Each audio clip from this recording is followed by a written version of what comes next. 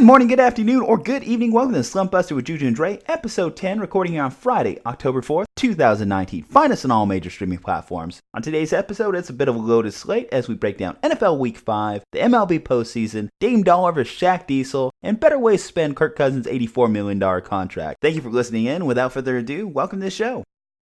You think you got better music than Shaq? I think I rap better than Shaq. You think so? Okay. Yeah. People wasn't looking at it like this a real rapper. It was like that Shaq rapping. So yeah. Of course it was a big deal. But he did that shit as a genie too. As a genie? Shaq was a genie. Don't do that, because just 3 weeks ago, y'all was real hyped that Will Smith was a genie. Kobe, tell me how my ass tastes. Okay, everybody, Kobe me out. That's why I'm getting divorced. He said Shaq gave a bitch a meal. I don't do that, because my name's Shaquille. I love him, but don't leave him. I got a vasectomy, now I can't breed him. Why men great till they gotta be great? New man on the Minnesota Vikings. True first needed something more exciting. Welcome in the show. I have my co-host, Aundre Huynh. How's it going? And for the first time, our executive producer, Cristian C-Money Rogers. Welcome into the show, C-Money. How are you doing? Good, and you guys? Fantastic. Awesome, guys. So it's a pleasure to have both of you. We all make bad financial investments in life. Many of us make some poor financial choices that will cripple us for years. But in terms of sports, I don't think there's anything more crippling than a bad quarterback contract. The NFL is lucky. They don't offer a lot of guaranteed deals, but the one guaranteed deal so far seems to have backfired. Kirk Cousins, $84 million. Dre, I've had you doing a ton of research into the matter. How would you much rather spend Kirk Cousins' $84 million? What's some better ways? So there's all kinds of different things that you could do. Some of those things include 4 of the latest Bugattis, the La Voiture Noire, right? These things are freaking super fast. They're beautiful. You can buy 4 of those sports cars. You can buy like 1,000 giraffes or something like that and have them in your house. There's a million different things that you could do. Also, that happens to be however much the latest Hillary Clinton financial investigation is worth. So apparently she embezzled $84 million. So if you Google 84 million, those are the first 2 things that come up, Kirk Cousin and then Hillary Clinton. Not to make this a political thing. Well, I think you are onto something there. So you're saying that somehow the Clintons managed to embezzle money and redistribute it in Kirk Cousins' contract. So you're saying the Minnesota Vikings are basically a front for political scandal. You know, I think that might be the next big investigation when it comes to politics, right? So you got Trump right now who's being investigated, and, you know, maybe it's going to be Kirk Cousins next. Who would have thought? Kirk Cousins at the heart of a U.S. political scandal. I think probably the worst financial investments I have made in life have come mostly when it comes to food. I think I have spent way too much money on McDoubles. So I would rather personally, so McDoubles are about $1, $2 roughly. I think I'd take about 42 million McDoubles compared to one Kirk Cousins at this point. What about you, Dre? What's one of your worst financial investments so far? So some of the worst financial investments so far for me, Aside from this podcast. Aside from this podcast, right? I love doing the podcast. I think some of the worst financial investments are a new roof for my house that I paid some guys with some sketchy credentials to put on my house. So the roof now has a bunch of ponding and I got to get it refixed. So I spent about $5,000 of that to re-put into my house. Well, I think that the roof probably does a better job of covering your ass than it will Mike Zimmer's. This contract honestly might bury the entire Minnesota Vikings organization right now with how bad it has turned out. And it started a bit of a max exodus inside the locker room. So what spurred this discussion is just mostly Adam Thielen's comments. So after the game, Adam Thielen in his post-game interview went and said, at some point, you're not going to be able to run the ball for 180 yards, even with the best running back in the NFL. And that's when you have to be able to throw the ball. You have to be able to make plays. You have to hit the deep ball. Now, it's not unheard of for a wide receiver to be very demanding of where the football goes, but I flash back to last year seeing Adam Thielen just berate Kirk Cousins on the sideline because he was frustrated at Kirk Cousins' inability to pull the trigger and get him the ball.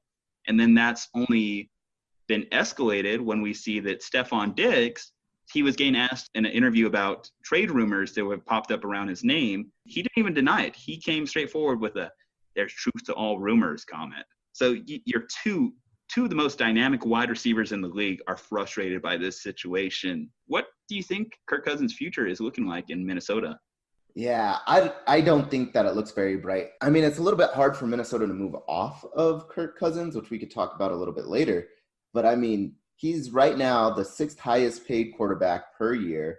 And his QBR, though, he's ranked 29th out of all quarterbacks right now currently in the league for this year.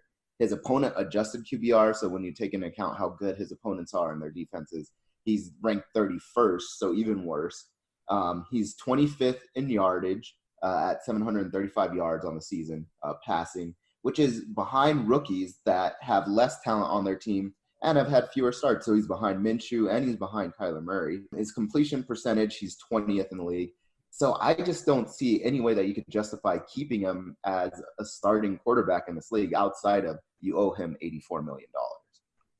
Yeah, and if the Vikings were just to cut bait right now, it would be a $28 million in dead cap they'd have to eat next year. There's only so much pie to go around when it comes to salary caps, and you're spending $30 million on a player who's not even on your roster, or even if they do keep him on your bench, that's going to absolutely decimate the franchise in terms of their ability to compete against a very tough NFC North.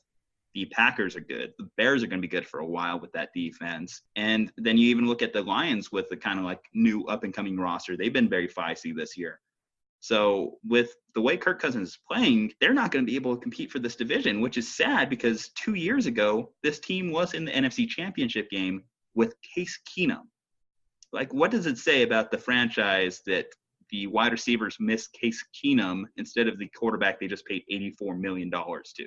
Yeah, and I think we even talked about this when we were sort of doing the division previews, is we had thought that Minnesota as a team was one of the most well-rounded and well-developed teams there was. Like, they're pretty balanced on offense. They could run the ball. They obviously have, 2 really good receivers in Thielen and Diggs. Then their defense is always solid. And we thought, okay, as long as Kirk Cousins can play just adequately, they would do well in this division and possibly in the conference in the NFC.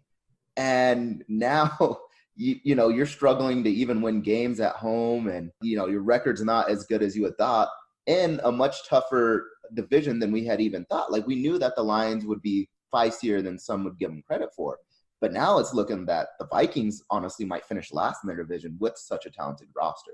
Yeah, that defense is going to be able to hang around for years. Dalvin Cook, he's looking like one of the more dynamic runners in the league, but running backs' primes are very short-lived, so you got to maximize your time with this group of players. And Mike Zimmer, you have to figure that your time in the NFL is coming to an end at some point. He's one of the older head coaches in the league, as well as one of the more scrutinized for his inability to win in the postseason. So his clock is running out on him. So he has to be the most frustrated by the situation. But when you look at the exit plan for this team, behind Kirk Cousins, they don't have anyone. There's been a lot of interesting backups or dynamic young players in the league, dynamic rookies.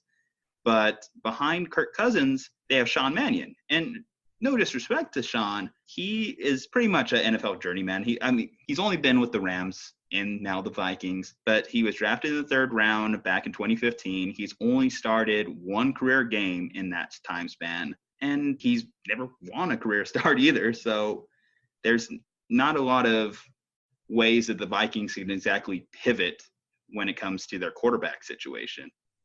Yeah, no, I totally agree. I think they're in sort of a rough spot. So then I guess if you're a GM, what do? Do you try to trade somebody to bring in some more talent, right? And even maybe a young quarterback, right, that not a lot of teams have their eyes on, or something that's maybe a backup right now, not necessarily starter. Because we've seen that some of these rookies, right, and young guys have actually been performing pretty well as of late.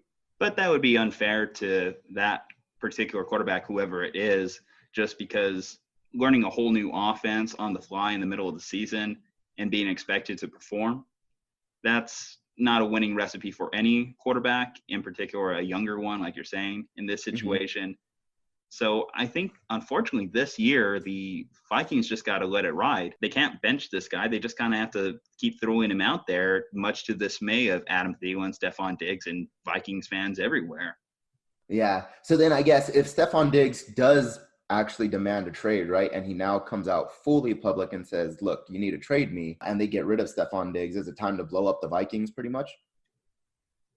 Unfortunately, that might be the scenario, because when you look around that team, let's say you start trading off pieces like a Stephon Diggs or an Adam Thielen, then what do you have left? You're left with Kirk Cousins for at least one more year. Like I said, the defense isn't going to be able to hold up at this pace. Eventually, they're going to start falling apart as time progresses. And you're just going to start a locker room mutiny at this point, because this is starting to become a toxic situation just because of that contract. Whether it's envy for Kirk Cousins that he got the first guaranteed deal in NFL history, or whether it's just discontent on how the team's performing, players aren't going to want to stand for that much longer.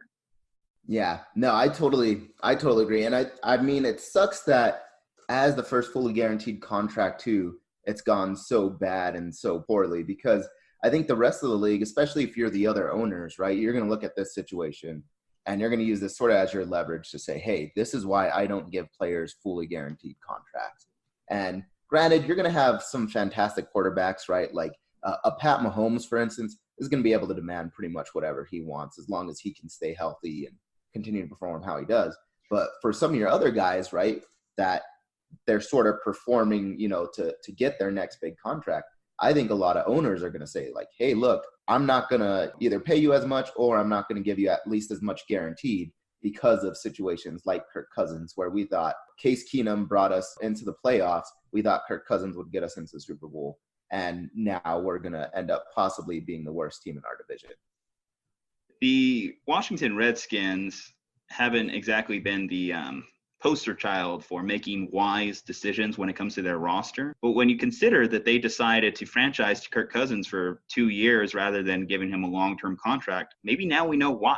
Maybe this is kind of the ultimate sign of what the Redskins were seeing and why they didn't want to commit to this guy, because he doesn't have a signature win at this point in his career. There's been a lot of rumors when it comes to particular Niners and Kyle Shanahan wanting to pursue Kirk Cousins in San Francisco. And at one point, there was a rumor out there that the Niners might trade Jimmy Garoppolo for Kirk Cousins straight up. Even in Jimmy G's short 12-game career, I have seen more memorable wins against teams like Jacksonville, Tennessee in that little 2017 run than I have seen in Kirk Cousins' entire existence as a starter between Washington and the Vikings. Yeah, and not only that, but like I said, there's other guys that are able to win with less talented teams, right? Even Kyler Murray, even though they technically don't have a win on the season, the fact that they're able to come back and tie the Detroit Lions, to me, shows me that if you put Kyler Murray on this Minnesota team right now, I definitely think they're having much more success.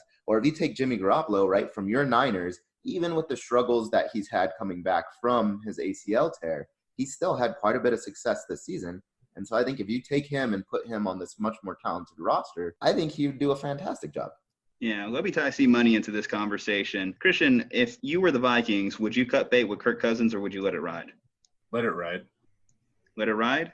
Even if you have discontent in the locker room from your top 2 wide receivers? See, that's a hard one. You know what?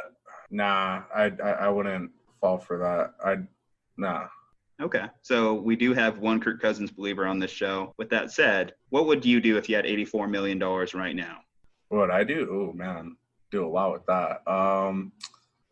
Let's see. With the kindness of my heart, I would put a good portion of it toward climate change. Really? Yeah. Cristian, I know you. You are there. That is going all to the bitches and the drank. We know it. Yes. He just wants to come on the show just to make us look like bad guys. That's all he wants to do. Just like Cristian's that little angel in the corner, like on people's shoulders in movies. And I'm just with that pitchfork and the devil horns right now, thinking about all the evil decisions I would make with $84 million in my bank right now. Actually, I'd probably be like Jeff Bezos and try to find a way to get off this earth. I've already announced I'm going to be spending it on 40 million McDoubles. Oh, dang. I'm just going to build a little McDouble mountain. Are you going to give it to Africa? Make them all fat? I'm going to hoard it for myself. All those empty calories, just like the empty calorie stats of Kirk Cousins. Anyway, so with that said, do you guys have anything more on Kirk Cousins? I don't really have anything else. I mean, I think it's just disappointing, the fact that he was given such a good team, right, to take over. And it's disappointing for Viking fans as well to go from Super Bowl hopes and dreams and high expectations to, well, now your quarterback sucks, right? And I also want to say, just rip to my fantasy, I got Adam Thielen, who's a fantastic receiver, but he just hasn't been able to perform because nobody good is throwing him the ball. Maybe Squeaky Will gets the grease this week because he's been talking a lot of shit, so maybe Kirk Cousins will want to give him the ball just to shut him up. Yeah, God, I hope so.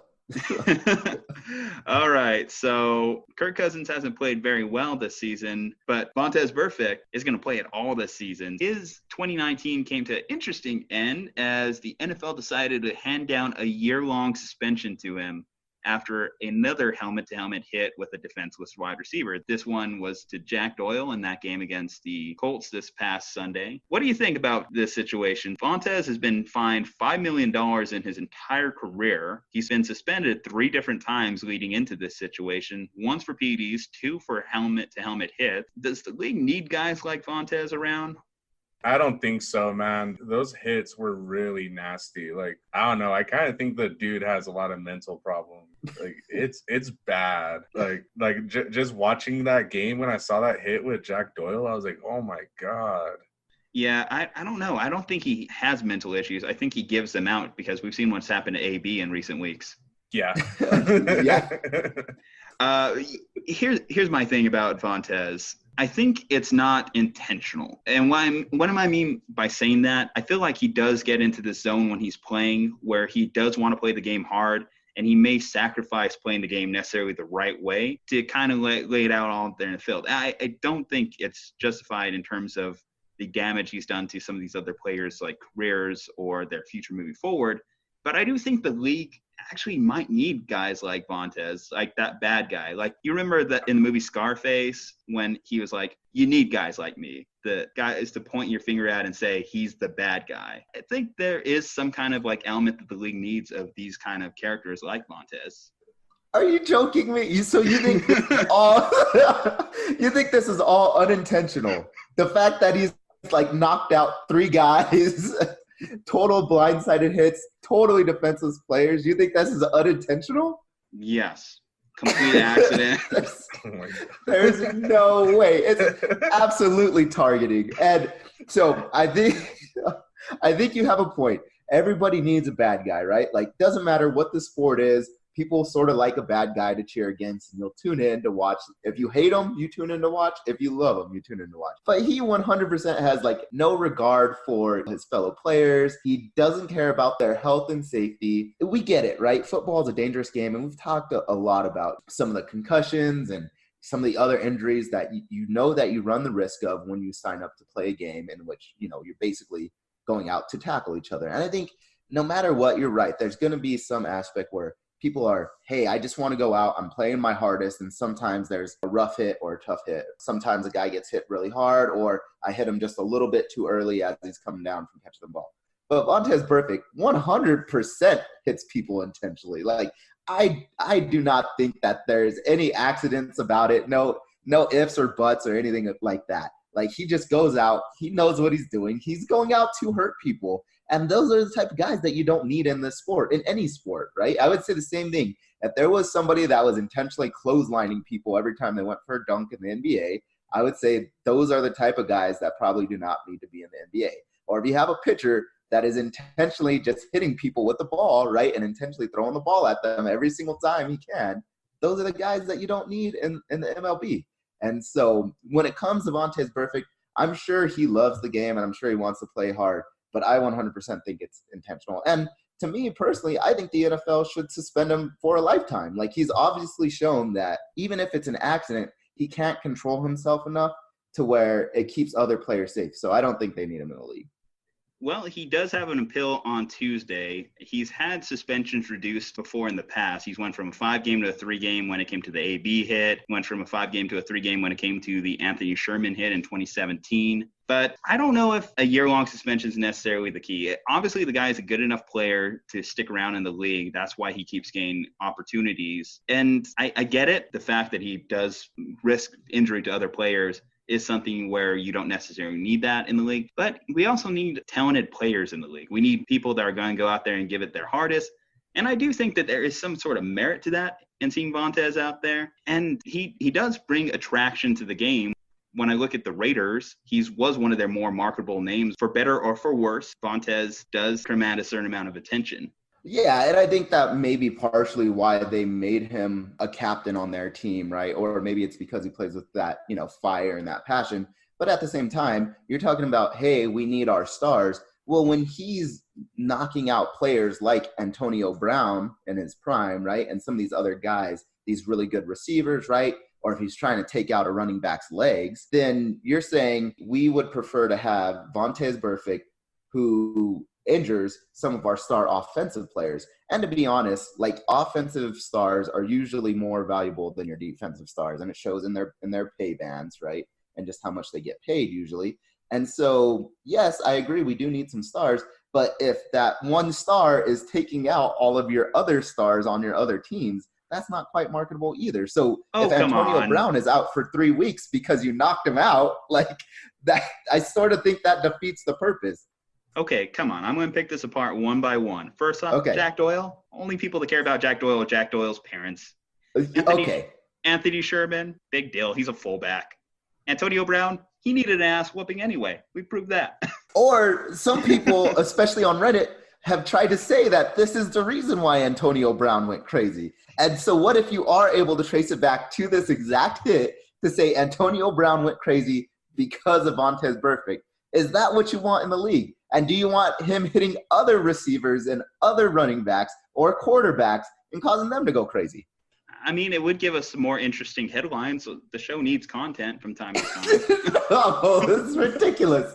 And if you look at, let's say, Andrew Luck, right? The whole reason why Andrew Luck retired suddenly is because he said, hey, I'm sick and tired of getting beat up and hurt and all this. And the league has put in place rules to protect quarterbacks and some of the other players. That way they don't suffer as many injuries. They don't suffer as bad. But then you have these guys like Vontaze Burfict, who, even if it's not intentional, he's still playing so aggressively that he is hurting these guys. And so you might eventually have a lot of these guys saying, look, I've taken too many hits like this from guys like that. I'm going to retire early. I'm going to retire at 28 rather than try to stick around and play till I'm 45 like Tom Brady. I'll say this. I'm mostly speaking ironically when it comes to Jack Doyle and Anthony Sherman. I'm well aware of who you are. Well, Jack Doyle. Fullback. Again, come on. It's modern NFL.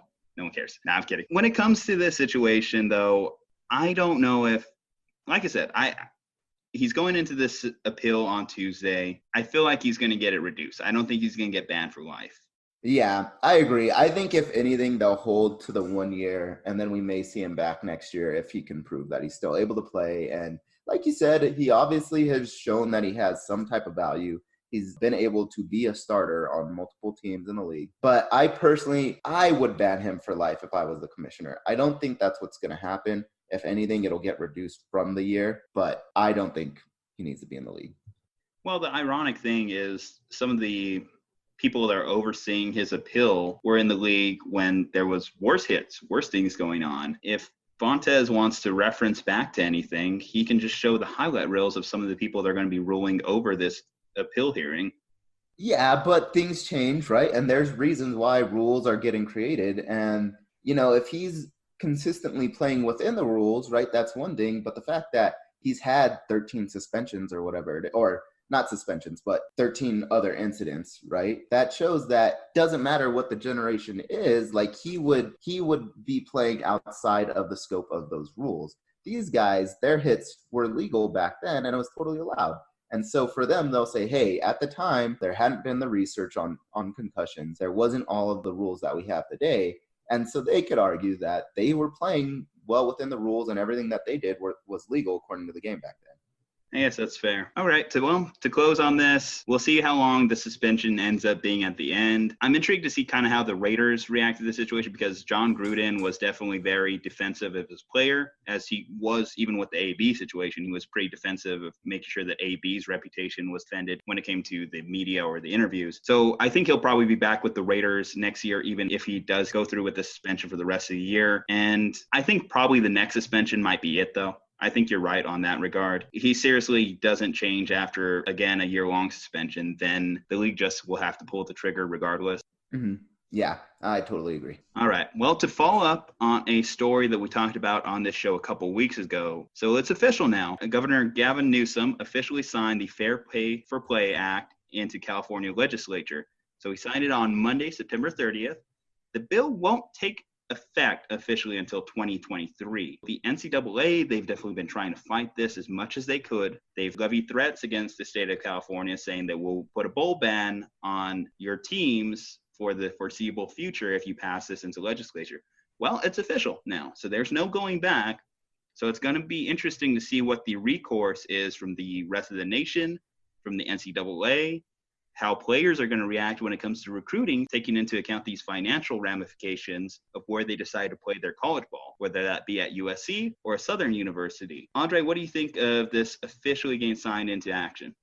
I think it's awesome. Like we talked about the other week, is college sports is super profitable. There's tons of money that's just flying around. In fact, with $84 million, right, you probably couldn't even buy some of the stadiums that these teams are playing in, or some of the locker rooms are worth more than the $84 million, going back to the Kirk Cousins thing.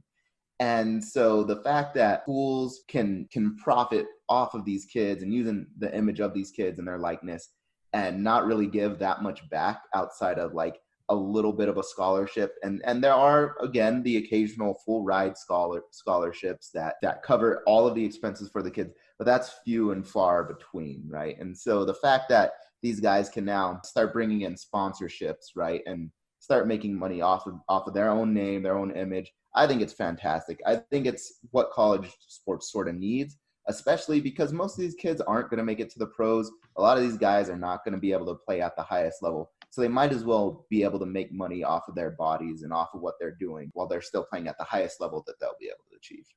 It's interesting. So the NCAA president actually had a little bit of a response here. Mark Emmert, in his interview, he said, "This is a new form of professionalism and a different way of converting students into employees. They may be paid in a fashion different than a paycheck, but that doesn't make them not paid." What he's referencing in there is that athletes are really only going to be making money off endorsements. Again, it's worth noting that the schools themselves are not paying these athletes. The NCAA is not cutting checks to these players to go out there and perform. It's your Adidas, it's your Nikes, it's your local car dealership. These are the people that will be paying these players. So they're going to want to obviously put the most brandable faces on whatever it may be, their advertisements, their pamphlet, and most of the time that's going to be quarterback and offensive players. But we'll see a little bit of trickle-down effect from even the middle-range guys if they're a good enough athlete and have the potential to go pro. What I'm mostly interested to see about this moving forward is the recruiting aspect. I don't know if it's going to mean that the California players or the California teams are going to be so much better in 4 years than the rest of the country, because SC, they're a sleeping giant out there in Southern California. They've been down for the last few years, ever since the Pete Carroll scandal. Pete Carroll dipped on them. That this is the kind of edge that their school could use. Even a UCLA could use. Cal, Stanford. These are all good teams or have been successful in college football and other college sports in the past.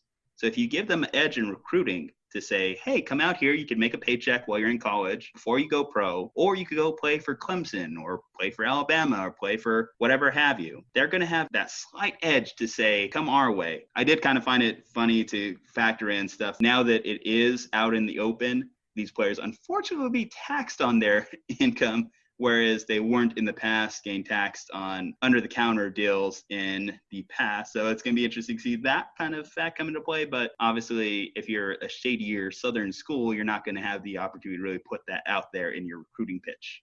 I am interested to see what it does with recruiting. The other thing that you sort of talked about, right, is the way that the college athletes are going to get paid and the way that they're going to make their money is it's going to be from whoever it is that's sponsoring them, right? So it's going to be your Nikes or Adidas, or it could be a food brand, right? So if they're, or a vitamin brand or something like that. But what is interesting in the law is that you cannot conflict with your school, or at least, right? Like, so if your school is a Nike school, you can't wear Adidas. That doesn't mean that you can't be sponsored by Adidas. It just means that you can't wear Adidas clothing and stuff like that while you're playing, right? And so I wonder if maybe kids will also possibly choose their schools based off the sponsorship that they want and who's reached out to them, right? Because if I'm Adidas, I'm not going to offer a kid however much $1,000 I would offer him if he's playing at a Nike school. But if I said, hey, let's just say, UCLA, I don't know what they're sponsored by, right? And all their sponsors.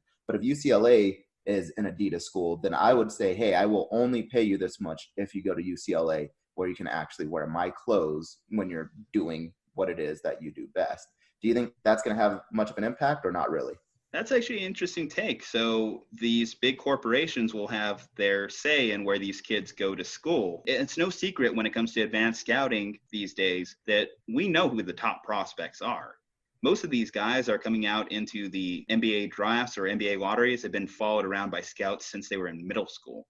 These big corporations could go up to a 15-year-old and say, hey, you're going to be in college here in a couple of years, and we just thought we'd start reaching out to you because according to all these scouts we're talking to, you're more than likely going to go pro. So where you've kind of looked into the colleges, I've kind of took a gander at Oklahoma or Texas. Well, hey, if you go to SC, we have this 10-year deal lined up for you already, a couple $100 million. And I think that this will be a good offer for you to sign moving forward. So I think you should go to UCLA. If you're a 15-year-old kid and someone's throwing out those type of dollars at you, it's already set in stone where you're going to school. Oh yeah, absolutely, right? And even if you're not 15, even if you're 17, right? I couldn't imagine being a 17-year-old doing the sport that I, love to do, and having a company come up to me and tell me, hey, we got $1 million for you right now. Even if it wasn't $1 million, even, hey, we've got $50,000 for you right now. That's more money than any 17-year-old has probably, most 17-year-olds, I should say, will see in their actual bank accounts. And so if you're Nike, right, you can easily get some of your top recruits that you want to go to the schools that are Nike schools by just waving a little bit of money in front of them and saying, hey, I want you going to UCLA or USC or whoever it is that is your school.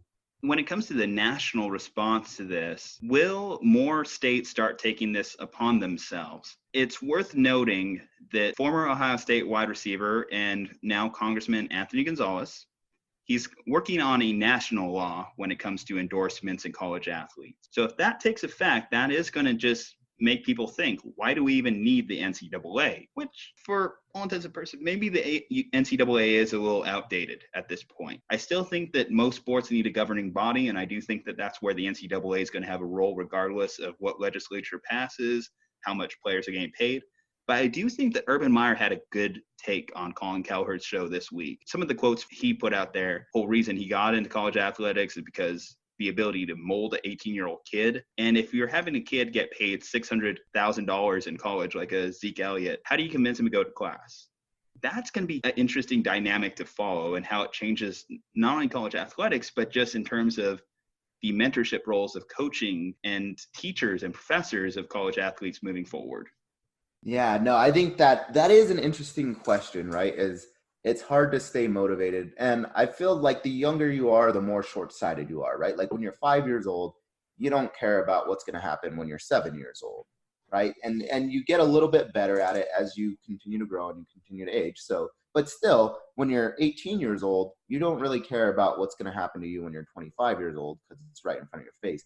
And so if you've got $600,000, sort of like what we're talking about, right? Do you really care about, hey, I still need to work my hardest and I still need to outperform everybody. I still need to keep my grades up so that I have next year as well. And I think that is a valid concern, right? Is if guys are making that much money, one, do they really have the vested interest to continue to really go to school and keep up with their schoolwork? But two, do they even have the vested interest to continue to do what it takes to get to the league and continue to perform at a super high level? Which I would argue there's a little bit, right? Like you don't get paid as well if you don't perform. But at the same time, you might see them start to slack off a little bit because they know, hey, I already got some money in the bank. Yeah, so he threw out the number 600K, but let's say a more modest number is thrown out there for a newer recruit or someone they're really high on coming into their program.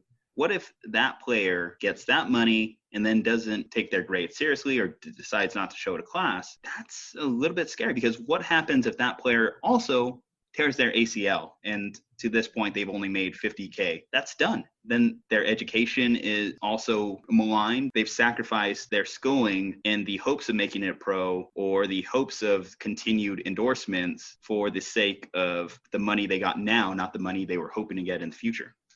Yeah, no, I think it's a very, very real concern.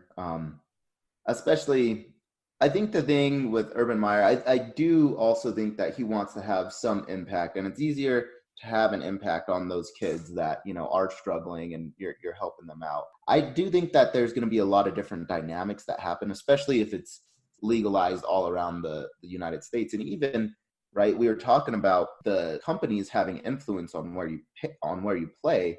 So now, right, like, might the dynamics change on the companies now have a little bit of a say on who the coach is going to be, right, and which players are going to go where. And so it's almost like you would have Nike and Adidas and, you know, some of these other big brands running the schools, saying basically like, hey, here's who you guys need to put in, and here's the kids that we'll bring to you, as well as now you have kids that are a little bit less motivated. And this goes back to Tim Tebow's concerns, right, is that they're no longer playing for the passion of the sport and the pride of the university.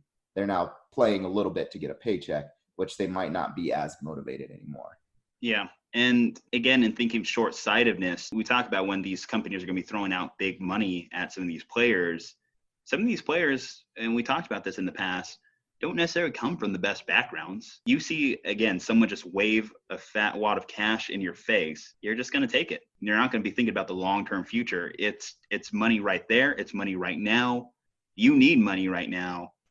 Yeah, it's hard to really think about what you're going to be seeing in 2024 or so. I can't even think about 2020. Granted, really, I don't have 2020 vision. Yeah. Now, what I will say though, to counter Urban Meyer's point, is that quote is easy to say when you're making millions of dollars, though, right? Urban Meyer is probably one of the highest paid NCAA coaches, at least for football, in the country. And he might even be one of the highest paid government employees in his state. And or so was. I mean, he's no longer the coach there. Yeah, was, right? And so with him, I think it's very easy to say that, hey, you know, it's going to change these dynamics and these kids shouldn't get paid. But what if Urban Meyer was only making $30,000 or $20,000, right? Might he have a change of heart? And especially if they said, hey, we're going to start paying these college coaches as well, right? If you bring in more talent, we'll also give you some kickbacks or something. I think he might sing a different tune. I don't know Urban Meyer personally, right? And I'm not trying to like damage his credibility or anything like that. I just think it's always easier to say that when you're set and living pretty, and then you have these kids that are struggling. Like you said, they come from broken families or broken homes, or they never had a whole lot of money growing up. And so while they're struggling, you get to sit in your big old 6-bedroom house, right, that costs $1 million, and you get to say, well, I'm helping today's youth. Again, not throwing Urban Meyer under the bus or saying, you know, he's not sincere. I'm just saying that it's easier to say that when you're already set and these kids are not. I think that's a good kind of closing point on this topic. It's still an ever-developing story, as we got 3 more years before this law really takes into effect. I look forward to talking about this subject in 3 years and seeing what kind of net outcome came from it. Cristian, do you have anything before we move on? I could also see the schools also not wanting like more corporate influence into their decision, because I could see that you're going to have this one kid that a recruiter is going to come in with somebody from Nike, and another recruiter is going to come in with somebody from Adidas, and they're going to be shouting out all these numbers to him. I can definitely see like a big old corporate type meeting that none of the schools want to go through, because they kind of don't want the corporate say, because they already have enough corporate, like, you know what I mean? Like they already have enough sponsorships already. So I don't know. I could definitely see the schools also being annoyed by it too, because like they don't want more corporate people going in there and saying like, hey, we're going to give this kid $60K for the semester, just because we're Nike, or we're going to give this kid $70K this semester just because we're Under Armour. Well, some people will say that a lot of schools are corporations themselves when it comes to branding and marketing. It's going to be interesting to see that little duality of Nike versus, let's say, the powerhouse that is Alabama University. Yeah.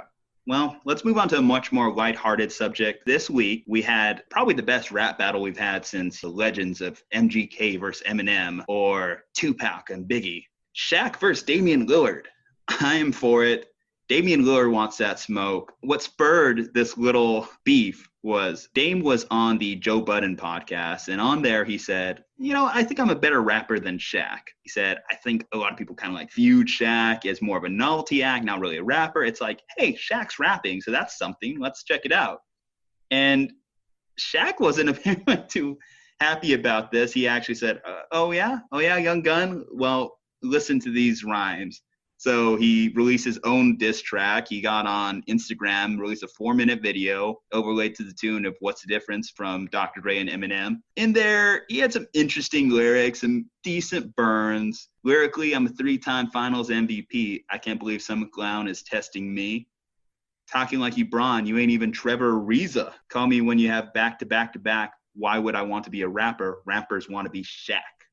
So a couple decent lines, nothing too crazy.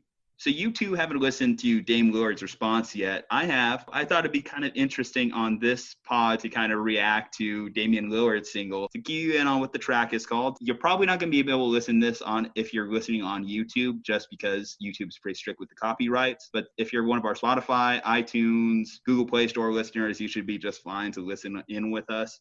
But here it is, Rain, Rain, Go Away by Damian Lillard, or Dame Dollar. Dollar. I fill the tank up with diesel. You jealous of me and I see you. Love you when you was in beast mode. Low-key thought you was a cheat code. Know you see my pockets deep, so you flexing ain't really a thing, bro. We both could be working at Kinko's. And Kobe, when you don't know if I address you as Shaq or Shaq Fu. Your old head can't see me. He blinded. Slick Rick the ruler was mad at Steph unanimous trophy. You sick probably. It'd be wise to move on, Aristotle, cause this a gimme. All the money in the world, but traded you for penny. Shoulda knew this was a shootout, I could never let you zip me. Said that Max was little, that 250 million crispy. Can't recall you, kinda like the Cavs, ain't really need diesel abs. And even in Miami, won that on the strength of Flash. My bars is colder than any climate that's near. So if you looking for the stop to the rain, you can find it here. Feel.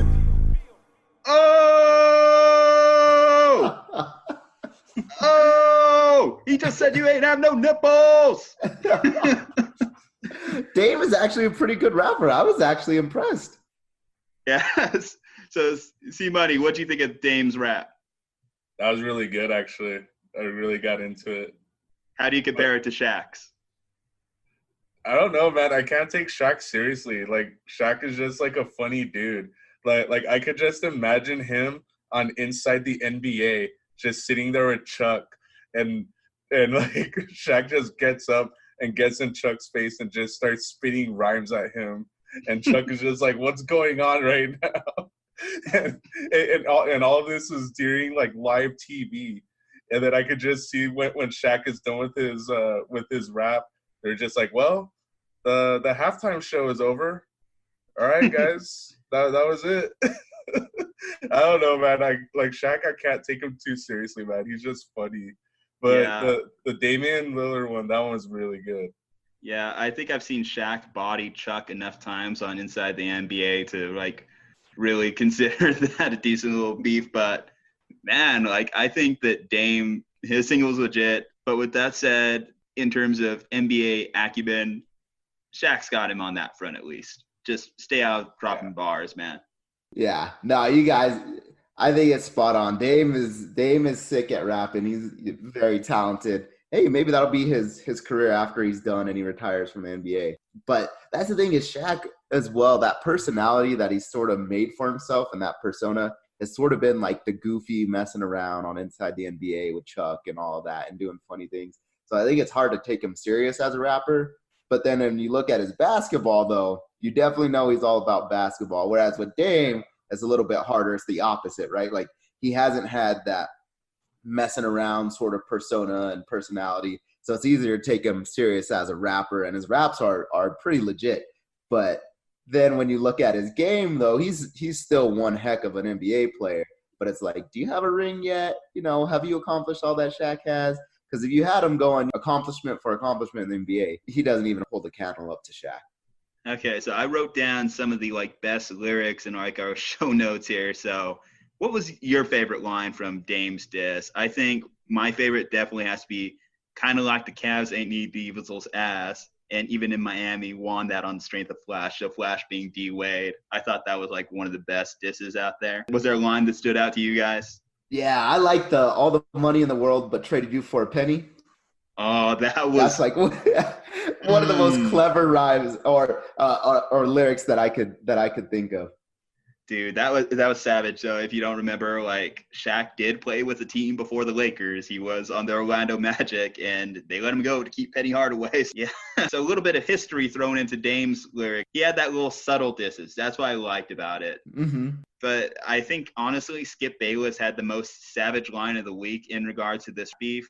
Damian Lillard is in danger of becoming a better diss track rapper than a basketball player. I'm afraid the closest he'll ever get to a ring is rapping about why Shaq won his 4. Oh. It's should we start calling Skip Drip Bayless officially? Because that was savage. Skip. I want to see Skip Bayless get in on this now. I wonder if Skip can rap. I'm sure he could at least have a ghostwriter or something, right? Throw in a ghostwriter. You have Shannon come in with a hook. Oh, I'm all for it. Let's get Skip on this. Let's do this. That's one track I won't skip. Start a new hashtag, something like Bayless raps or something. Drip Bayless. Drip Bayless. Yeah. Let's do this. All right. Well, we're going to be talking more NBA here in the next couple weeks. Obviously, the season's going to be starting up. We're probably going to do an Eastern Conference breakdown and then a Western Conference breakdown. We're not going to be as in-depth about it like we were with our NFL division breakdowns just because, well, let's face it, no one cares about divisions in the NBA. It's all about who wins the conference schedule. So let's move into the MLB Post-season. So if you guys haven't been paying attention, this week we released the first of our movie review series, Get Your Popcorn, with our host, C-Money. C-Money, you want to talk about the series and what we're kind of doing with that a little? Yeah, so we just wanted to give you guys a little bit more content, especially since right now we're in the MLB playoffs. So we want to give you guys a little fun review plus my reactions to the reviews that we're doing for these upcoming movies. So we already did The Sandlot. We're going to do Major League, Field of Dreams, and there's one more. Bull Durham, yes. Yeah, so within a couple of weeks, or not a couple, probably next week, we're going to come out with the Major League one, which it was the first time I've seen that movie, and I absolutely loved it. It was really good. Looking forward to it. So you mentioned you're probably going to have to go to dinner, so if you want to sign off, you can feel free to head on out. Dre and I got it from the pier. Okay, guys, thank you for having me. I will definitely be on the next episode. Have a good night, guys. Look forward Catch to you later, Chris. Alrighty. All right. So moving past Dame and Shaq and their rap beef, let's go into it. It's time for the MLB postseason talk. I'll take the lead here. Obviously, it's more the baseball guy on the show. Where we're at right now. Earlier this week, the Rays, with their lowest payroll in baseball, managed to pull off a win against the Oakland Athletics. So they're moving on to face the Houston Astros. Decent little series. Both kind of teams that had to really build up through the draft. Good for the Rays. Good for them to be making it through it. Oakland A's have an 8-game losing streak in winner-take-all games going back to 2000. So Moneyball isn't exactly working out for them these days. In the other wildcard game in the NL, the Nationals managed to pull off a win against the Brewers, 4-3. They had to come back in the bottom of the 8th with a 3-run rally. It all started with the terrible error by their right fielder, Grisham, to overrun the ball, which allowed the Brewers to score 3 runs on a bases loaded, what should have been just a single. Terrible error. You hate to see it. Either way, the Nationals are moving on. And Bryce Harper, who we talked about last week, is probably kicking himself. Well, I guess, never mind. He can't be kicking himself too hard with a 13-year, $330 million deal. Yeah, no, I would not be complaining about that much money. What I really find interesting is, the Rays, you said, have the lowest paid roster in the MLB right now, right? Yep, absolutely. So they have the lowest current payroll in baseball right now, sitting at a whopping, let's see if I have it here, at a whopping $53 million. So your $84 million that you're paying Kirk Cousins, you could buy the entire Rays. You could buy the Tampa Bay Rays. But I mean, I just find it so interesting because generally in sports, right, the argument is always, oh, it's the teams that are the big market teams that can spend a lot of money, right? And that's why there's salary caps and all this stuff. But with baseball, it almost seems like it's always the opposite, where you're not paying players so much. And I think it's just because of the value, right? Like the guys that demand that much money and a ton of money, right? The $300 million and stuff like that. You can get comparable performance. You won't necessarily get to the level of performance that they're at, but you could get comparable performance for guys that are much cheaper. And so I think it sort of pays to build through the draft or to have lower paid players that are almost just as good as some of these higher paid players. But I just find it really interesting that baseball is one of those sports where you don't have to have a bunch of money and you could still be much more successful than the guys that are getting paid a whole bunch. Yeah. Well, the Nationals, they're playing the Dodgers right now, and the Dodgers are about one of the most interesting mixes of a team that has money and has also built up through the drafts. Obviously, I'm a Giants fan, so I measure my season in two distinct ways. One, are the Giants good and have they won the World Series? No. Option B, did the Dodgers lose? Those are the two measurements in which I gauge success for my MLB fandom. Unfortunately, the Dodgers are here sitting as the number one seed in the National League, and they won 106 games during the regular season. Vegas has them as a plus 250 right now to win the whole thing. The thing I consider with it, this series, they already have a 1-0 lead against the Nationals. By the way, they beat them 6-0 the previous night, is if you keep putting yourself in the World Series enough times, keep putting yourself in the postseason, eventually you're going to pull down a victory, right?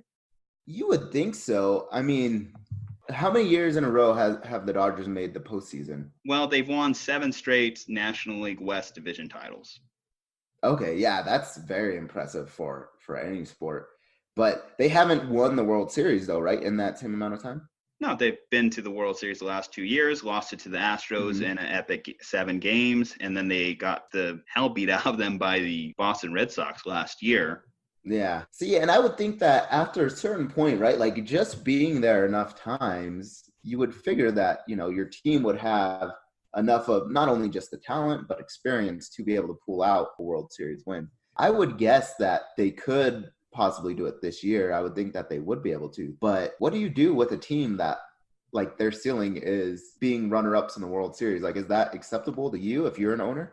Well, I think in most markets it would absolutely be. But when you're considering you're playing in the L.A. market where the fans are very fickle, even in a good season for the Dodgers or a good decade for the Dodgers in terms of how their team's been performing and winning the division consistently year after year, we still see the cliche Dodgers fans showing up in the 5th inning constantly or leaving the games early year after year. So that hasn't really changed much. So I think the Dodgers, after about a 30-year dry spell of not winning the World Series, are probably due for it. And like I said, it pains me to say it, but they're probably due to win this, especially they have so many talented players on that roster. Their big 3 in their rotation, they have Huynh Ryu, they had Walker Buehler, who pitched last night, and then Clayton Kershaw, who pitches tonight. We're recording here on a Friday. It's going to be interesting to see how Kershaw performs. He's been much maligned for his lack of success in the postseason. 24 career starts, 9-10 record, 4.32 ERA. Another shocking stat I noticed, his home runs per 9 inning rate in a whole career for his regular season performances, 0.7 home runs per 9 innings.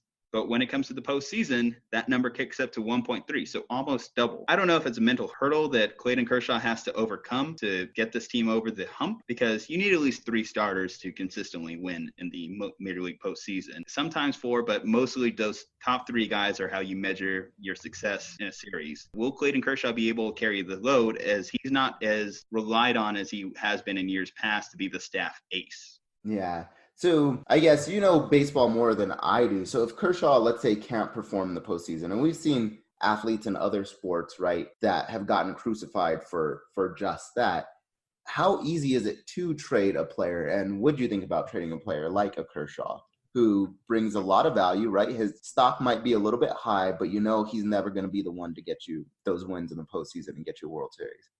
I think it's an impossible decision for the Dodgers to make because Kershaw is such a fan favorite over there. Regardless of his postseason lack of success, year after year, he's been one of the most consistent performers. Only in recent years, though, has he suffered from a little bit of back injuries, which back injuries in baseball are kind of derailing because they can be a couple-day thing or they could be a couple-month thing. There's a lot of in between when it comes to those type of injuries when you start hearing them pop up. Would I trade Clayton Kershaw?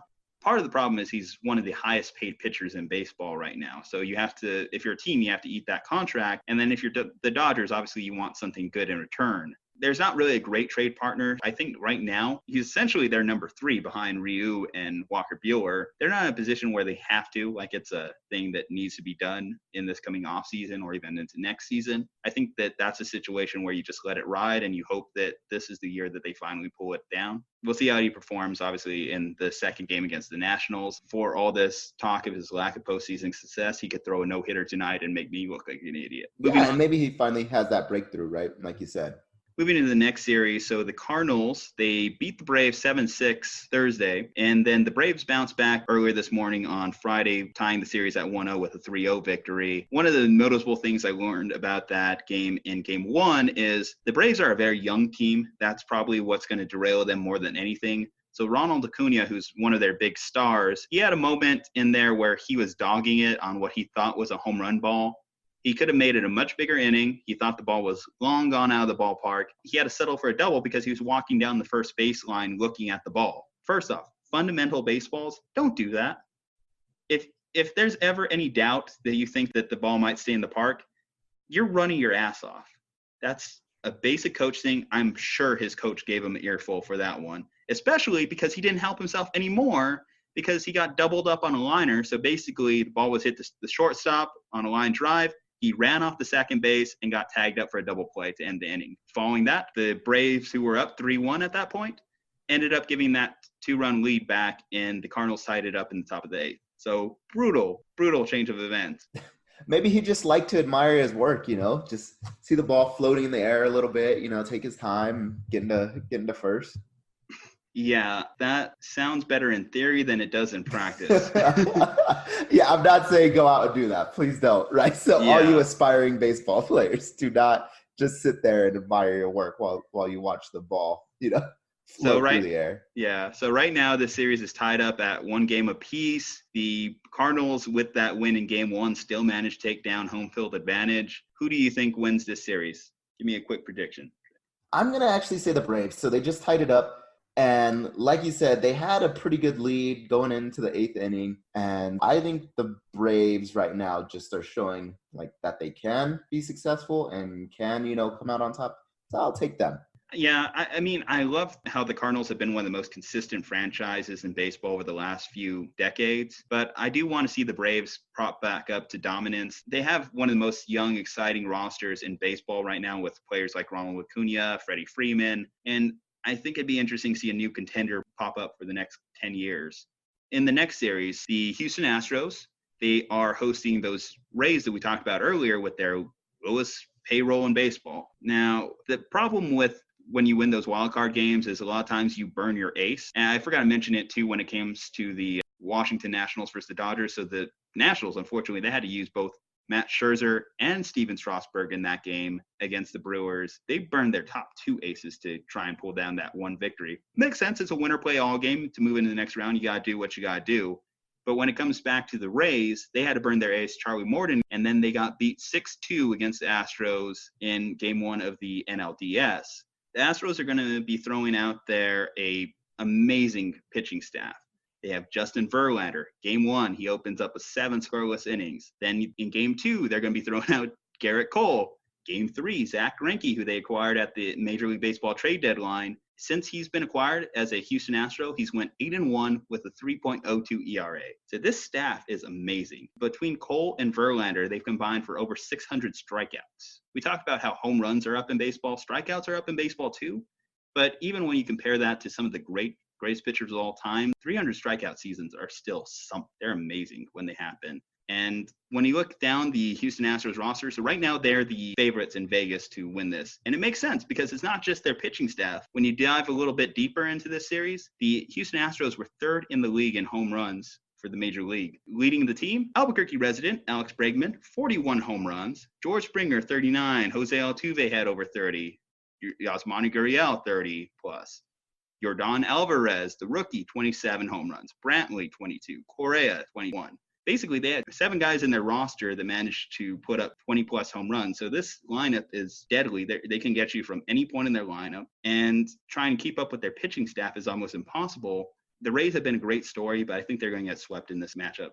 Yeah, I totally agree. And the season for baseball is long. And when you have to play extra games more than your opponent, right? And your opponents are coming in fresh. Like you said, the Rays had to burn their aces going into the series. So I think the Astros just have the more talented team right now. They just look really good. The Astros have also been one of those teams that has been here in the playoffs several times, and they have that experience. They won the World Series not too long ago. I think it's just a little bit too much power for the Rays to handle. Yeah, great story. Again, shout out to Alex Bregman, Albuquerque resident. Got 2 former Albuquerqueans on this show, so shout out to my boy. Next matchup up is going to be the Yankees versus the Twins. So this is going to be the one series that hasn't played yet as of this recording. The Yankees have owned the Twins. They have a 10-game winning streak against the Twins in the postseason. They have a 99-37 record against the Twins overall. And in the postseason, they're 13-2 against them dating back to 2004. Ownage is ownage. I think that the Yankees are going to pull down this series again, but it is going to be a fun series to watch actually though, because if you do love the long ball and if you're a casual viewer like Aundre here, number 1 and number 2 teams in home runs this season with the Twins 307, Yankees 306. Nelson Cruz has had been a revitalized season at age 39. He has 41 home runs to lead this team. And although the Yankees didn't break 40 home runs themselves, Gleyber Torres led the team with 38. I was looking at all the team stats. Brett Gardner had 28 home runs for this team. I didn't believe the baseballs were juiced until I read that. So just to give you a little clarity, Aundre, Brett Gardner's career home run high was 21 in 2017, and he never broke 20 before that. Juice Balls has a little bit of juice when it comes to looking at that guy's stat line. God, I just remember my grandpa used to hate Brett Gardner so much because he used to just be a line-to-line hitter, just hit it in the gap, never hit for power, and now he comes back with a 28 home run season. So the Yankees, too, are going to benefit from they've gone a little bit healthy in recent weeks. So Luis Severino, who's their ace, he's back from injury. Giancarlo Stanton, who's only played in 18 games in the regular season, he's back, even though he's only played limited appearances in September leading into the postseason. So it's going to be interesting to see how he adjusts to the speed of the game coming off injury. And then their catcher, Gary Sanchez, who also had a pretty prolific season himself, he dealt with groin injury in September. So the Yankees are coming a little banged up, but young team in the Twins, I don't think they're going to be able to take advantage. Yeah, I think the Yankees have this, though I would like to see the Twins. I think it would be cool to see them beat a big market team like the Yankees. But like you said, ownage is ownage, right? I really do think that there is a big brother, little brother effect. We see it all the time in sports in which a team just can't get past the big brother. And in this case, it'll be the Yankees. Now, when it comes to the home run thing, right? I really do think it is something for casual fans to be able to see the top 2 teams in home runs go against each other, because that's what everybody likes to watch. And it's fun when you hear the bat connect and you can see the ball go flying. And to give baseball something, I really do think that hitting a baseball is the hardest thing that you could probably do athletic wise, outside of maybe some of physically, like running 100-yard dash in under 9 seconds or whatever it is, the world records. It takes so much coordination. I got a lot of respect. And the fact that these 2 teams are just continually hitting it out of the park is fantastic and fun to watch. Well, one of the famous phrases I've always heard is if you throw a baseball player into any other sport, at least he'll compete. If you throw a NFL running back with a bat and ball and just tell him to go hit, he's going to struggle a little bit. Again, shout out to baseball. With that said, I guess let's just do a quick rundown, because probably by the next time we record, we'll be in the NLCS. Who are the teams you see advancing? I'm going to go Yankees pulling it down against the Twins. I'm going to say the Astros pull it down against the Rays. In the NL, hard to go against the Dodgers against the Nationals, so I'm going to go with them. And I'm actually going to go against you on this one. I'm going to say the Cardinals do it. Just if the Braves keep making these rookie mistakes like Acuna did, I don't think they're going to be able to keep up. Okay. Yeah, I've pretty much got mostly all the same picks that you do. I've got the Yankees having the big brother effect. I've got the Astros Also because that's my mom's favorite team, her being from Houston pretty much. So I got to go for them. My family would hate me if I cheered against them. Let's see, the Dodgers, I've got them in this round. And then I'm going to take the Braves, though. I think they got good young talent. They at least came back and tied up the series, and then they've shown that they can get ahead in some games. And so I think they can continue that throughout the series. Awesome. Well, let's hope you're better at picking baseball than you are at picking the NFL. So hold on. Let's talk about Thursday's matchup, right? Okay, let's talk about Thursday and how you're 0-5 on Thursday night games, Dre. I'm very bad apparently on Thursdays, but what I will say is Ju-Ju texts me and it's like, hey, who you got in this matchup? I'm taking the Seahawks. So that's who I was going to pick, but then I was like, well, I can't take the same team, especially on a Thursday, the first game to open up the week. But I was like, you know what? The Rams are a good team. I did have them ranked very highly in the NFC, and I really did think that the Rams could do it. So I was like, you know what? What the heck? I'll go the Rams for the sake of being different. And I would have won if it were not for freaking Greg the Leg. How do you have a nickname, the Leg, and you cannot make a 44-yarder? Baffles me. And so I lose by 1 point. Or, well, I should say the Rams lost to the Seahawks by 1 point. And therefore, I am now another game behind Julian when it comes to NFL picks. And I'm on a 2-game winning streak on Thursday, so I guess just go against your pick and I'll be fine. See, I'm gonna jinx you from now on. Any pick that you have on Thursday, I'm just gonna tag along with you and be like, oh yeah, that sounds good. I'll take the Seahawks too. Well, you're better at picking Thursday night games than we are at picking Titans games. So let's kind of like break down Thursday night a little bit. So. Okay. When it comes to the Thursday night game, Russell Wilson played out of his mind. The guy's a stud. Mm-hmm. They definitely just need to air it out a little bit more. Maybe it was just taking advantage of the Rams kind of weekend secondary because this team gave up 50 to Tampa Bay just the week before. So if the Rams are struggling on defense, do you think they'll be able to bounce back? Because right now, the way you're looking at it, they're 3-2. Their next game is going to go against the Niners. I think it's just going to be an afternoon game. If the Niners win that game, then 3-3 and the Rams are behind both the Seahawks and the Niners in the tiebreaker. Yeah, and I think the thing too with the Rams is they're coming off sort of that like Super Bowl hangover, which we sort of talked about, right? Like when you make it to the Super Bowl, outside of the Patriots, right, you usually have a little bit of a lull, and it's hard to dig yourself out of these holes and these situations. And in fact, I thought this was going to be the game to get them back on track. I thought like, hey, if they can get a very good win against Seattle, which they were close, right, they could pull themselves back up and be back in Super Bowl contention. But then part of the problem is also the way that you lost this game, right? I feel like that can be very deflating for a team and them psychologically. The fact that you started off, you were a little bit behind, you were able to get ahead, in the third, going into the fourth, fell behind again, and your team does all they could to get back, and then you lose on a missed field goal. And so I'm a little bit worried mentally for the Rams and psychologically. They still have a very talented roster. The other thing, though, is I think there really is something to Todd Gurley's knees and his health, right? Is he has performed pretty okay, not at the level I think that he's getting paid. And you can definitely see some decline in, the numbers that he was able to produce at the start of last season. And so I'm a little bit worried, honestly, for the Rams. I still think that they're going to make the playoffs, and I think they'll be fine. But I don't know if they make it back to Super Bowl contention. And if you're on the Seahawks side of things, so right now you're sitting at 4-1. You're leading that division. We both have them as a top 5 team in our power rankings right now, albeit I'm still not sold on their defense. I feel like Russell Wilson has had to do a lot more this season, and Russell Wilson's one of the most infuriating players to watch just in what he's able to do when he scrambles outside the pocket. He was juking the hell out of defenders to make some of those deep balls downfield, and kudos to him, he's able to do it, but I don't know if that's a winning formula for them long term. They don't play the Niners up until November, so the next few weeks are going to be very interesting to see kind of how those two teams divulge or separate moving forward, but the Seahawks put themselves in a very good situation by winning this game. I'll say that. What do you think of the Seahawks side of things? No, I think they look good. They look better than I had originally thought that they were going to this season. And like you said, Russell Wilson, man, he's one of the best quarterbacks in the league. And a lot of people even started to mention him as far as possibly being the MVP candidate. I think you do run into some issues when your quarterback is extending plays like that, is there's going to be possibly one good hit and could possibly derail their season, right? I'll counter that by saying that Russell Wilson has never missed a game in his entire career. So he's a gamer. He'll play through injuries and he'll lay it out there on the line. That's one thing you always have to look forward to, the consistency with Russell Wilson if you're a Seahawks fan.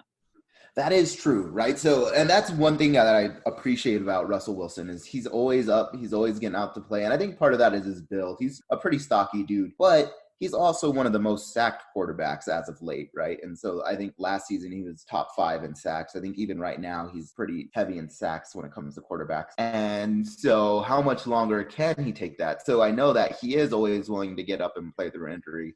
But sometimes when you are playing through injuries and you are playing through aches and pains, you risk getting more severely injured. That being said, I still think that they're in the driver's seat. I think they're going to be just fine. And every single year, they're a scrappy team and you hate to play them. But I think especially this year, they're looking really good. Yeah.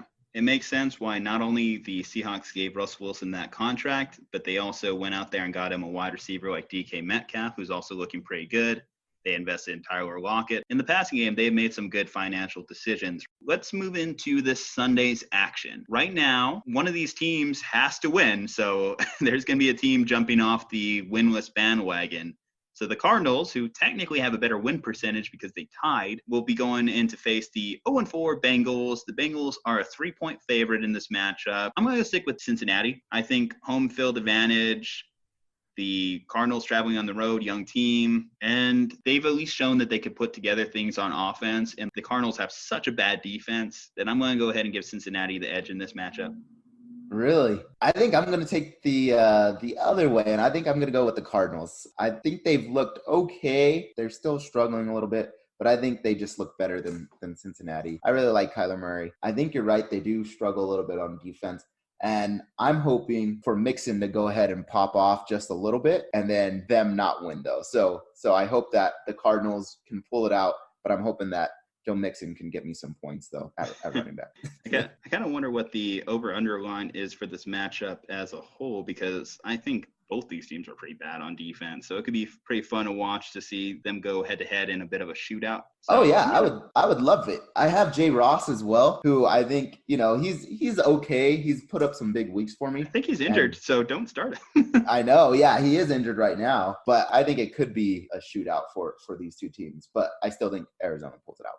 It might be the best bad game to watch this weekend. Yeah, sometimes I think everybody enjoys a game where it's all offense and very little defense. As much as we like to say that defense wins games, it's still much more fun to see them, running the ball and passing. You heard it here first, folks. Cardinals-Bengals, game of the week. Next game up, I mentioned it earlier, the Slumpbuster media family. We are 0-8 when it comes to picking these damn tight ends. They are so up and down week to week that I resent picking them. With that said, Dre, it's your turn to pick first. Whatever you pick, I'm going the opposite. All right. So that way, one of us will get this.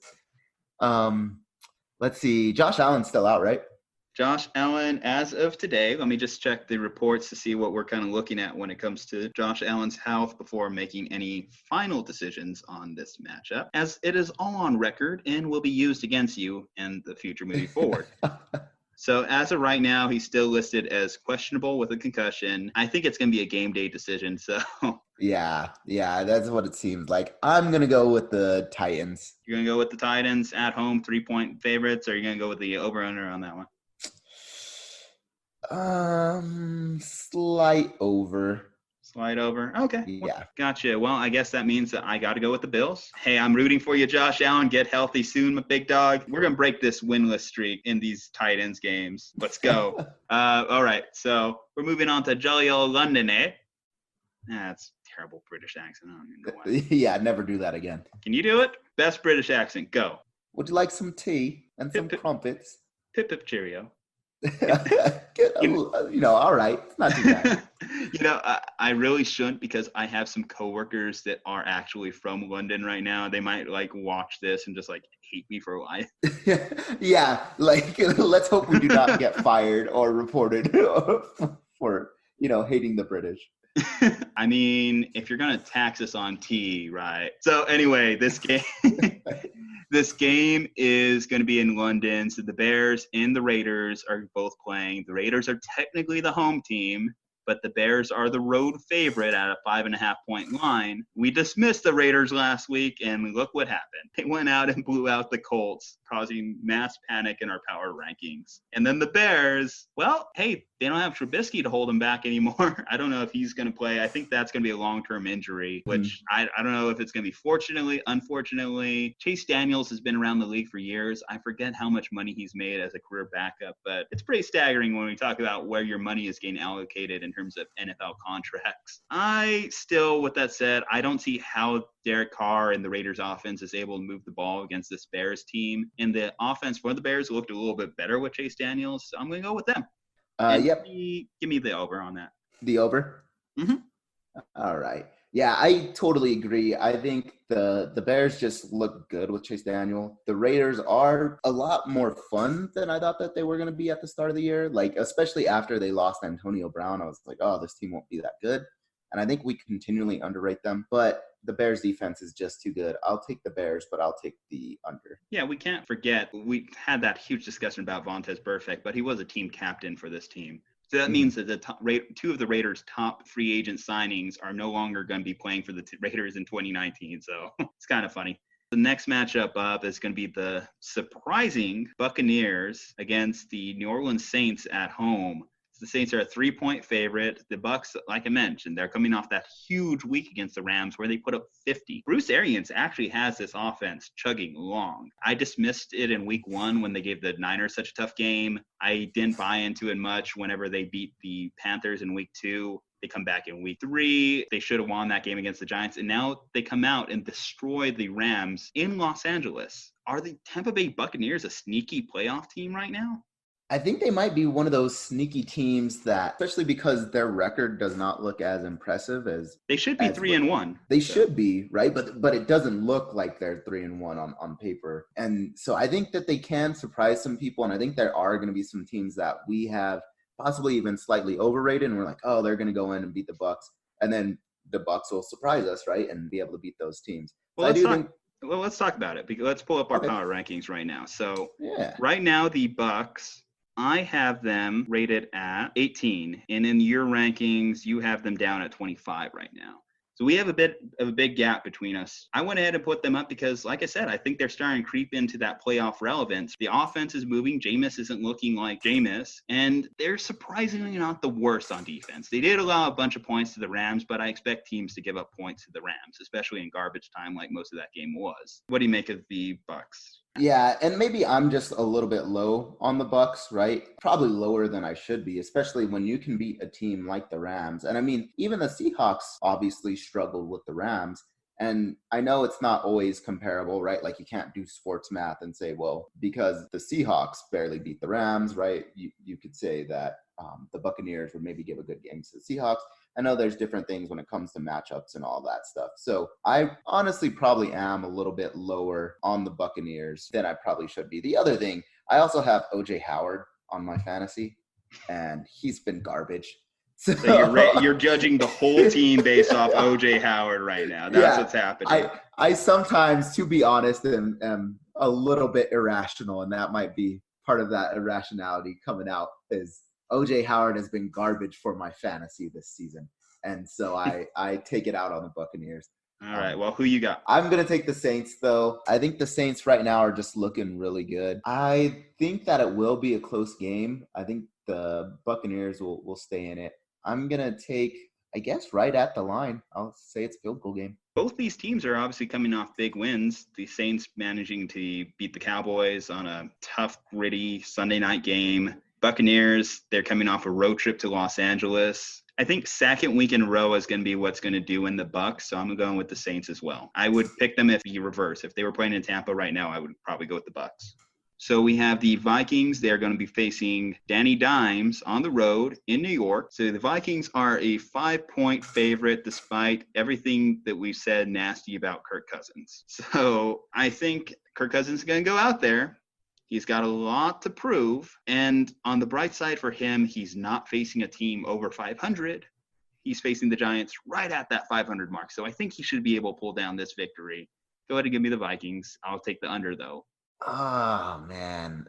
So what I do think that might happen is because Kirk Cousins has gotten so much criticism in the media lately, right? And Adam Thielen's been talking, Stephon Diggs has been talking, right? I think that Kirk Cousins is going to come out and play his hardest and play some of the best football that he's played. But for the sake of being different, and Daniel Jones, I mean, for all that crap that I talked about you know, I do have to go with you at least one of these weeks. And so I'm going to go with the Giants.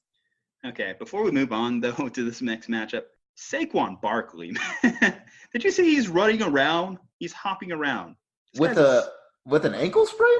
With the high ankle sprain. He was supposed to be out 8 weeks. He's listed as questionable going into this game. That's insane. And to be honest, like, I saw that happen in my Yahoo Fantasy, and I just, like, swiped away the notification because I was like, that's BS. That's just some reporter saying something.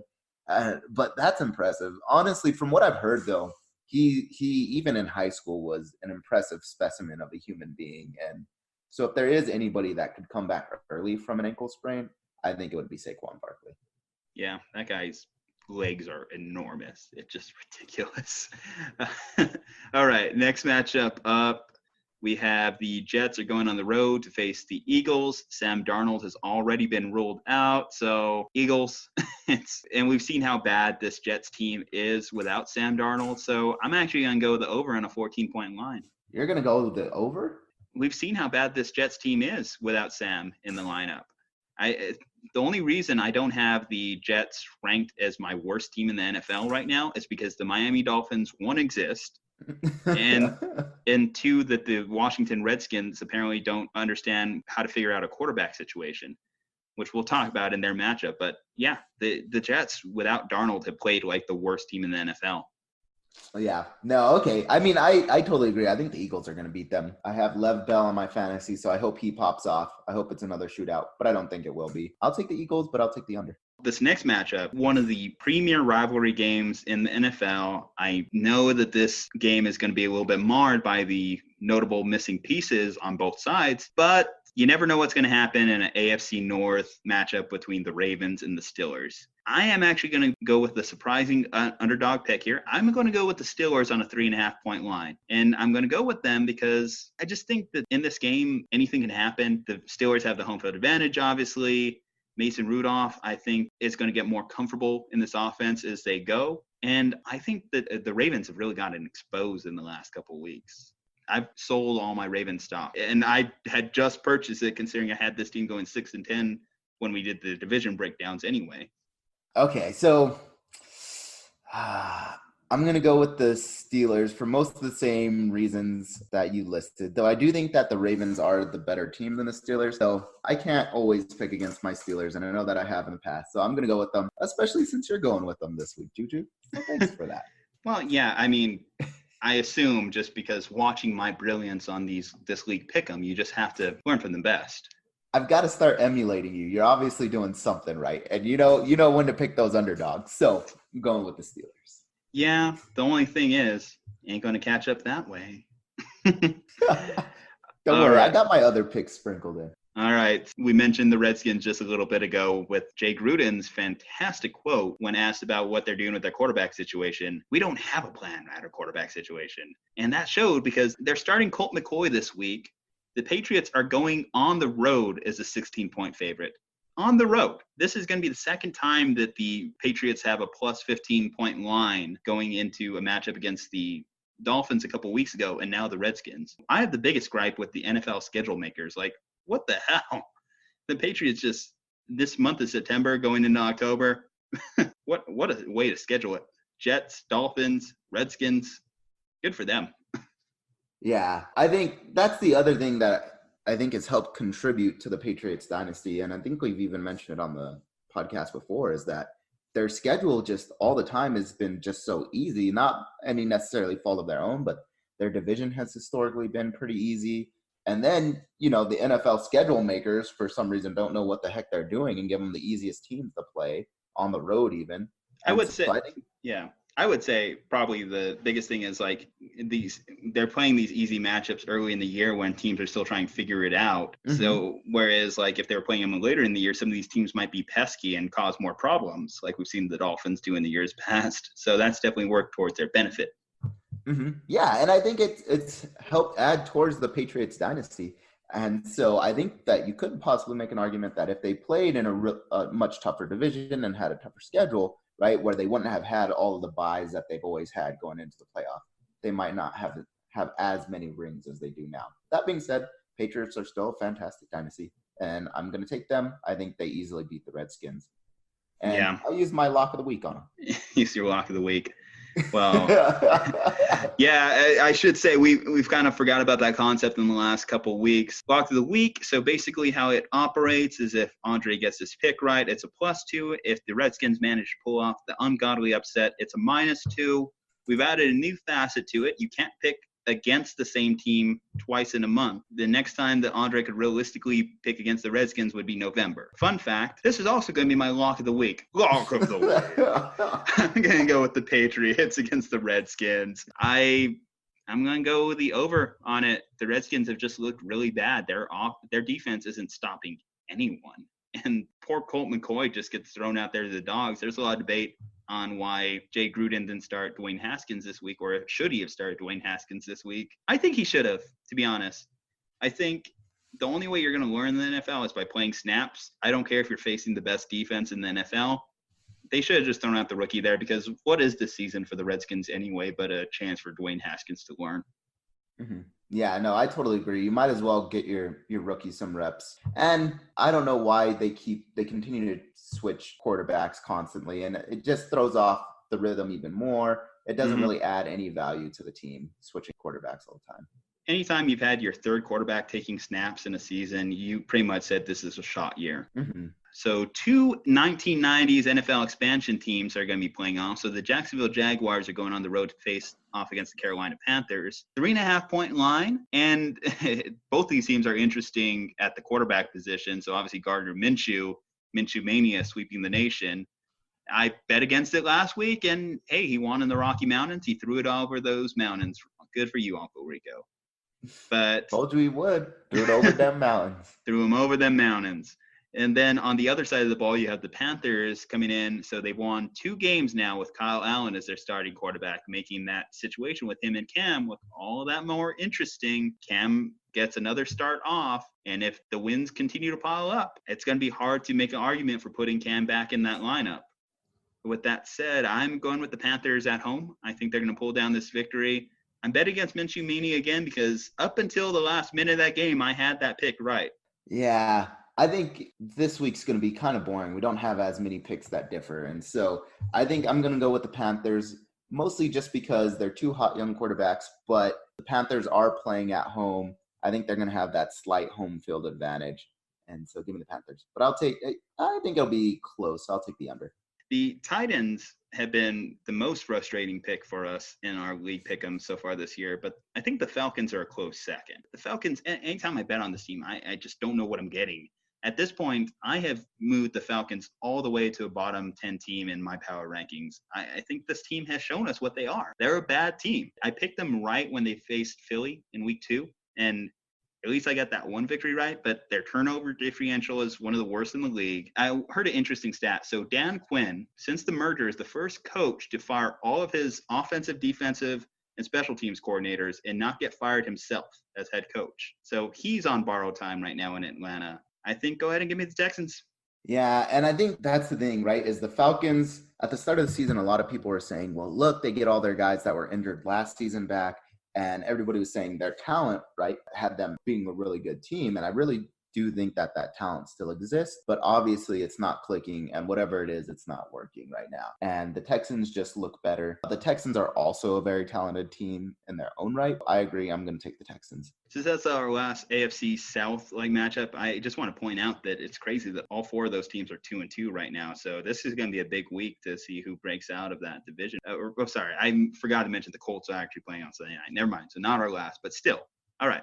So the Broncos actually are up there as well for me as far as frustrating picks, mostly because I have been right up until the last 2 minutes of 2 of the games I picked them in.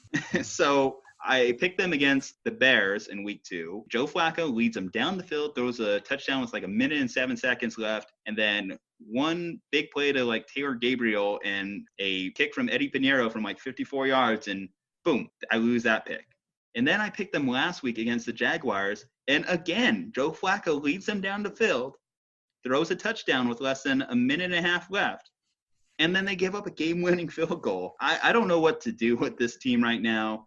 I actually wanted to pick them as a sneaky upset pick just because the Chargers have a tendency to play down to their competition.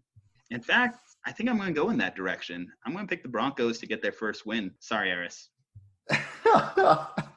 I know you keep doubting Eris's team, which I mean they give you a reason to doubt them, right? And their home field advantage is not as strong as other home field advantages just because of where they play right now. That being said, I'm still going to take the Chargers, mostly the reason being they are still at home, and the Broncos also lost Chubb. So Chubb, I believe, tore his ACL in the last game. So hopefully he gets better and recovers fully, and hopefully we see him back probably in the next season. But because of that, that's a big loss. The Broncos also haven't been able to win a game and pull one out, so I'm going to take the Chargers. Guess we'll see. So the Cowboys are coming off that unfortunate Sunday night loss for them where they managed to just look terrible on offense, basically discrediting everything they did in the first 3 weeks of the season against terrible teams. And now they got a real true test facing the Packers. So the Packers have to go into Dallas this week, go play in Jerry World. And I'll say this on the Packers' benefit. So they did play on Thursday Night Football last week. So they've had a long rest, about a week and a half coming into this game. I don't know. I'm going to let you pick first on this one. Where do you see this game going? I think the Cowboys are going to bounce back. They had a tough loss, right, to the Saints, which I don't know if a whole lot of people expected, though I do know just from general consensus and the memes on Facebook are that everybody knew that the Cowboys had played the easy part of their schedule, right? And we even talked about that with Zeke's holdout, is that it's very likely that the Cowboys would win those, first few games just because that was the easy part of their schedule. Now they're getting to the tougher competition. I still think that they're slightly better than the Packers, and they're playing at home. Jerry World's a big stadium to play in, so I'm going to take the Cowboys. It's not a confident win for me, but I'm going to take them, and I'll take the over slightly. 3.5-point line. Okay, well, I'm actually going to go with the Packers as a road upset. Why I'm going to say that is, well, Aaron Rodgers has a little bit of – he's in the head of Cowboy fans everywhere.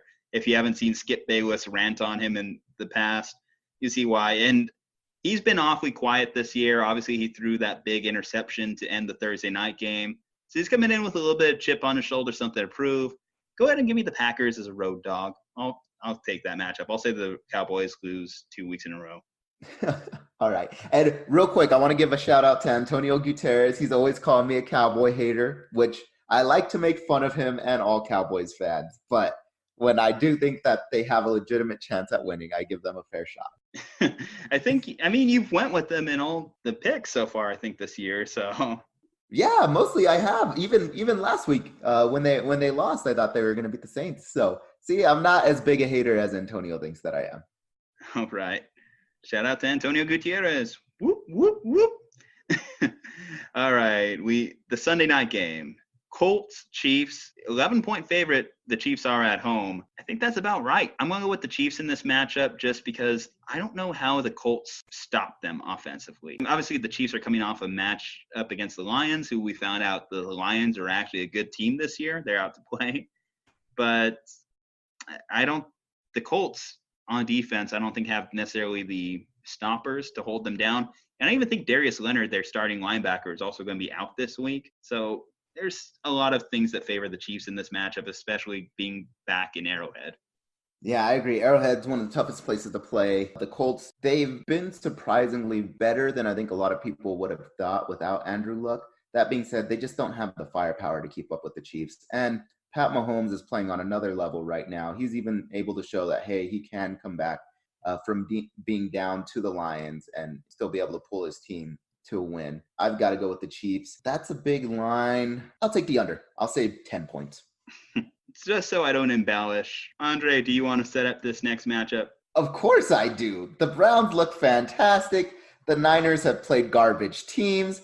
Give me the Browns. They looked really good. They smoked the Ravens last time. The Browns are just so much better. And the Niners, come on now. Played easy teams. It's sort of like the Cowboys. All the 49ers fans got happy when they were beating bad teams, or the Steelers without Ben Roethlisberger. So I think your time's coming to an end, Ju-Ju. I'm sorry. not going undefeated. All right. Decent opinion. It's a shame it's such a wrong one. I'm going to go ahead and pick my Niners to move into 4-0. 4-point favorites at home. I'm going to say they win more than that. Give me the over on this one. It's tough for me to buy. It actually is tough for me to honestly buy in so much because you're right. They have played somewhat of a lighter schedule. But when you actually analyze it, let's take a look at this. They went on the road week 1 against Tampa Bay, and they won. And Tampa is actually looking like a good team. Cincinnati coming off a week 1 where they played well against Seattle and had all their pieces fully healthy. They beat the hell out of them in week 2. And in week 3, they come back and they were playing abysmal against the Steelers. 6 turnovers, unforgivable, and they pulled down that W. So even in their worst performance, they still managed to pull down a win. Against a pretty raw quarterback that's young, though, stepping in as a backup. Well, even then, still, it showed that even in their worst performance, they were able to pull down a W. So mental stamina exists with this team. The Browns are all over the place. It's going to be Baker Mayfield on Monday Night Football. Granted, I will say this. Jimmy G has never played on Monday night. Baker Mayfield was on Monday night just a couple weeks ago. They do have that advantage, at least have the experience on playing on a primetime game. But in the Niners' benefit, coming off bye week, longer week with the Monday night, and even though the Browns didn't necessarily have much of an obstacle against the Ravens last week, still a tough divisional game where they probably took some harder hits than they would otherwise. I'm going to go ahead and pick my Niners for the benefits I listed here. If we believe Kyle Shanahan is one of the better coaches in the league, the better coaches in the league win coming off bye week. So give me my Niners with this win. Yeah, I will say I think I'm a little bit too low on the Niners. Honestly, they've surprised me. Well, I was not impressed with Jimmy G in the preseason. He looked awful, and even when he played the Steelers, he didn't look that good. But somehow they're able to find a way to win. And sometimes wins aren't tangible, right? Maybe there's not a stat outside of their record that shows this team is more able to put together wins than. Well, actually, Pro Football Focus rated us as the 3rd best team in their rankings. So I agree with my boys at PFF. Good job. You obviously noticed talent. And I'll counter this saying, actually, Jimmy G looked great against the Steelers. So I think week after week progression, he's really showing a lot. He only had the one bad pick over the middle to Minkah Fitzpatrick. But realistically, most of those passes were on the money. He was hitting more receivers in stride, and he was pretty accurate throughout that game. If the running backs just didn't keep fumbling the ball, it might have actually been more of a game where the Niners could have ran away with it a little bit. The Steelers actually have a decent little defense there.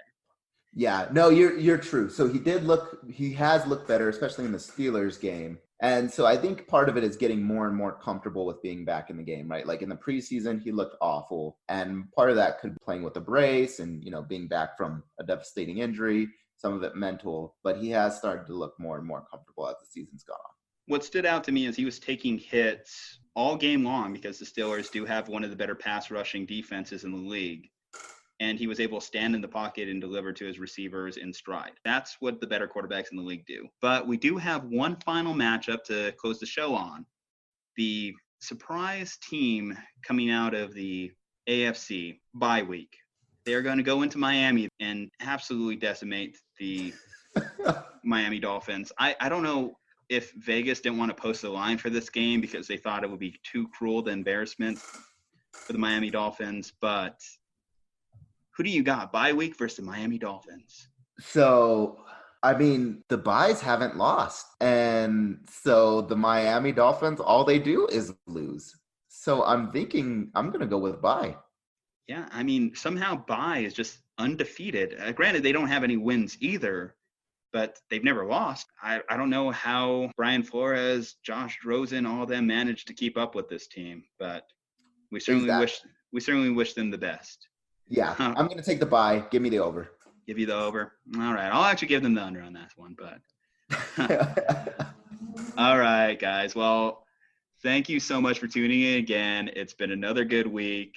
I'm happy that we actually got a chance to introduce you to our executive producer, Cristian. He's been a big part of this show. We're thankful for all the fans. We are officially released 10 episodes of the Slumpbuster with Ju-Ju and Dre, which is a big milestone for any podcast when you finally get into the double digits.